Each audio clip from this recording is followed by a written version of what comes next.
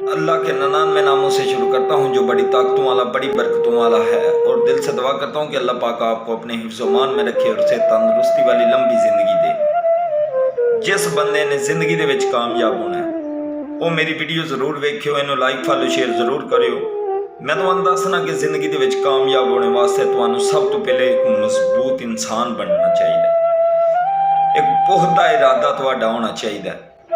ये ना हो कि तुसी अगर कोई काम करते हो तो तुहानू कोई बंदा आकर टोकता है, यार किहड़े काम लगे हैं तू, तो तुसी उत्थे जनाब डगमगा जाओ, तुसी उस काम तो डोल जाओ, तुसी उस काम नू सोच के छड्ड दिओ। नहीं, अगर लगे रहोगे उसे काम दे विच ते किहड़े जिंदगी दे विच कामयाब हो जाओगे।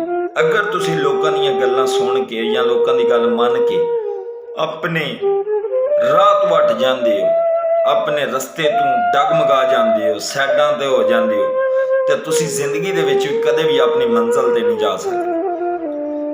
कामयाबी वास्ते तुहानू सब तो पहले सबर की लोड़ है, सब तो पहले हिकमत अमली की लोड़ है, सब तो पहले मजबूती की लोड़ है। सबर का दामन कदे भी अपनी जिंदगी दे विच नहीं छड्डना। सबर नाल हर चीज़ नूं तुसी हासिल कर सकते हो। मेहनत करो, हिम्मत मरदा मददे खुदा। तुसी किसे काम नूं दिल नाल करदे हो, किसे काम नूं मेहनत नाल करदे हो पे, किसे चीज़ दे विच तुसी अपनी एफर्ट वेस्ट करदे हो पे, किसे काम दे विच तुसी जिहड़ा काम तुसी शौक ना करदे हो पे, उस काम दे विच तुहानू कामयाबी जरूर लभेगी। अगर जिंदगी दे विच कामयाब होना तो फिर स्ट्रगल करनी पवेगी तुहानू। अगर जिंदगी च कामयाब होना फिर मेहनत करनी पवेगी। अगर जिंदगी च कामयाब होना फिर मजबूत होना पवेगा। अगर तुसा जिंदगी च कामयाब होना फिर सबर करना पवेगा। लोकां दीयां गल्लां भी सुननियां पैंदियां ने, लेकिन डगमगाओ नहीं, कदे भी अपना रास्ता ना छड्डो। फिर जिधर टुर पे हो फिर टुरे रहो। समझो लकीर दे फकीर हो तुसी, तुहानू सामने नजर आउंदी है कि साडी मंजिल होए तो फिर तुसी राह बदल बदल के ना उधर जाओ।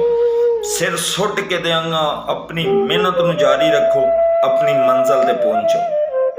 बाकी जिंदगी दे विच अगर तुसी लोकां दीयां सुन के, लोकां दीयां मन के अपने काम तो पीछे हट जांदे हो, अपनी मेहनत तो पीछे हट जांदे हो, तुसी सबर दा दामन छड्डदे हो, ते कदे भी तुसी मंजिल ते नहीं पहुंच सकते।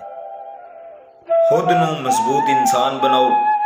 जो तुहानू चंगा लगता है, जो तुहाडे दिल नू महसूस होंदा कि यह काम मेरे वास्ते चंगा है, जिहड़ा काम तुसी शौक ना कर सकते हो, उस काम नू ज़हन च रख के उसे फील्ड दे विच वड़ जाओ, उसे काम ते लग जाओ, उन्नू दिल जान नाल करो, उन्नू सही नीयत नाल करो। वो ही काम तुहानू एक बारी अरूज ते ले आवेगा।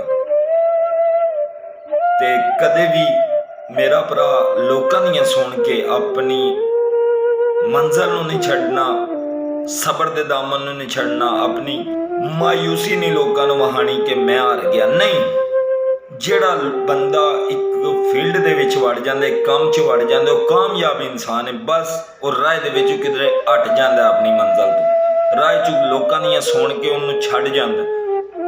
उस तो बाद फिर उन्होंने नवे काम वास्ते कोई साल 2 साल भन्ने पैंदे ने। इस तरह ही तुसी वो पहली जगह नूं बरकरार रखो, उन्होंने हिकमत अमली नाल चलाओ, ते उस काम नूं ज़हन दे विच जिहड़ा काम तुहानू ज़्यादा पसंद है उसे काम दे विच दिल ला के काम करी जाओ, ते मंजिल ज़्यादा दूर नहीं। हमेशा वो बंदा नाकाम होंदा जिंदगी दे विच जिहड़ा लोकां दीयां सुनदा है, लोकां दीयां मनदा है, यार फलाना काम चंगा नहीं है, या फलाने काम दे विच सानू लोग की आखणगे। मेरा भरा जिहड़ा काम बंदा करदा हुंदा है या बंदा इनू समझदा मैं चंगे तरीके नाल कर सकना, उस काम नूं तुसी करो ते लोकां दीयां बिल्कुल ना सुनो, लोकां दीयां ना मनो, ते अपने काम नूं दबा के करी जाओ ते मेहनत करो, ते इंशाअल्लाह तुसी कल दे आने वाले कामयाब इंसान तुसी होवोगे। ते बाकी अल्लाह पाक तुहानू अपने ज़मान च रखे, ते अल्लाह पाक तुहानू सेहत तंदुरुस्ती वाली लंबी जिंदगी दे।